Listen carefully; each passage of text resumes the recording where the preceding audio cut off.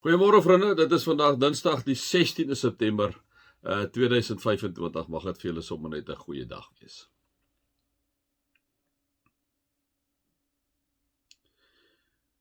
Vader, ons slaan ons oop na die berge, waar sal ons hulp vandaan kom? Ons hulp is van die een wat die hemel en die aarde gemaak het. Amen. Vriende, mag daar vir julle genade en vrede en oorvloed wees, omdat julle God ken, Jesus ken en die Heilige Gees ken.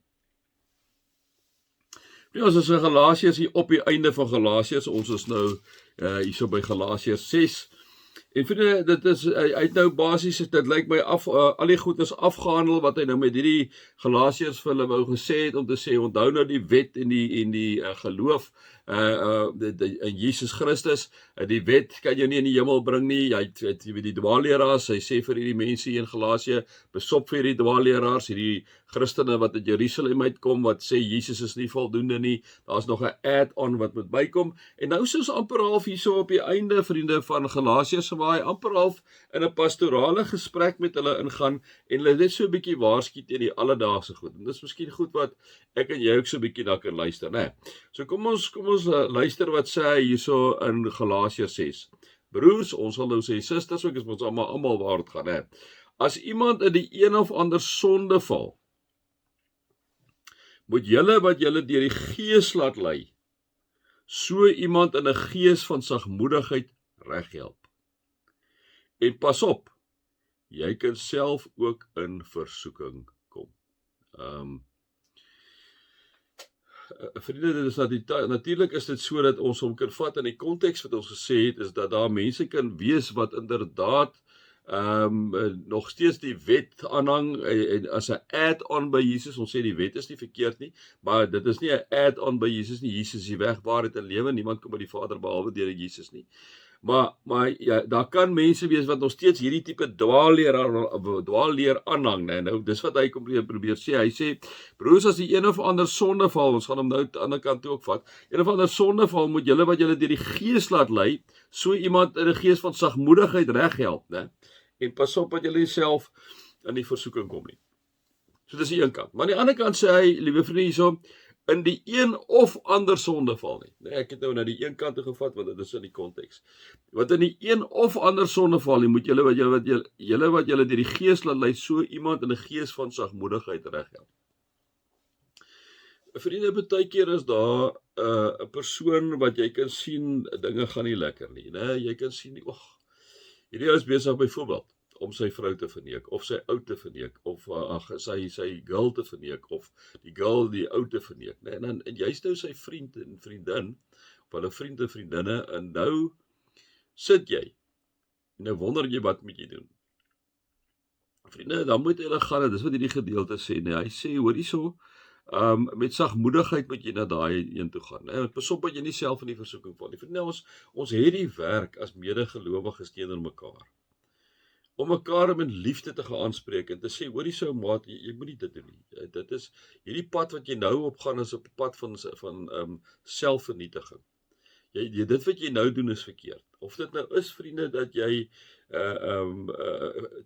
te veel vloek, of dit nou is dat jy bedrog pleeg op 'n manier wat jy dit nou ander mooi sagter woorde gee, liewe vriende, of dit is omdat jy met jou oë ietsie steel, of dit is omdat jy nie die Here regtig dien voluit nie, jy's maar so situ, jy's meer 'n teoretiese Christen, en iemand kom sê vir jou, en hy kom help vir jou in 'n sagmoedigheid reg. Dit is wat jy moet doen. Ek en jy moet na so 'n persoon toe gaan, ons kan nie niks sê nie. Dan is ons nie meer verantwoordelik teenoor mekaar nie.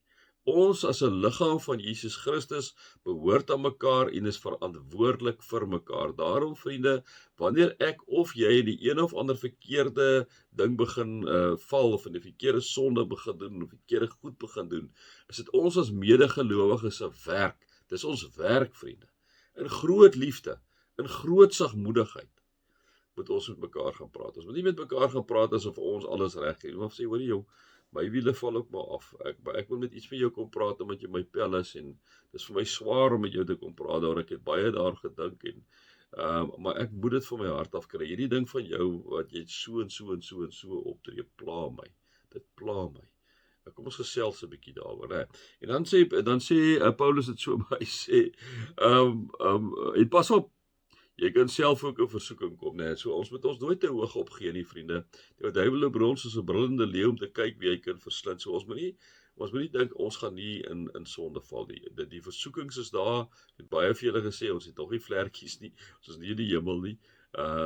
Die versoekings is daar. So ons moenie uit die hoogte uit met iemand praat nie. Ons moet maar diepe nederigheid, wanneer daar iets is wat jy weet verkeerd is in jou pel se lewe. Vriende, gaan na hom toe, gaan na haar toe met sagmoedigheid. Gaan praat met daai een, deel jou hart met hom of haar, sonder om daai een vuis te laat verloor, soos ons nou sal sê, né? Maar 'n diepe nederigheid en 'n sagmoedigheid, gaan praat jy met die persoon. Dit is ons werk, vriende. Ons kan nie daarvan wegskram nie, anders neem ons die verantwoordelikheid vir mekaar nie. En dit is wat die Here van ons as geloofsgemeenskap verwag. Ons moet verantwoordelikheid aanvaar vir mekaar. Ons moet met mekaar kan praat. Ons moet vir mekaar kan reghelp. Dis hoekom 'n liggaam daar is, né? Ja, dis nou maar my 5 sent vanoggend. Mag julle God se liefde ervaar, sy genade en sy teenwoordigheid ervaar. Amen.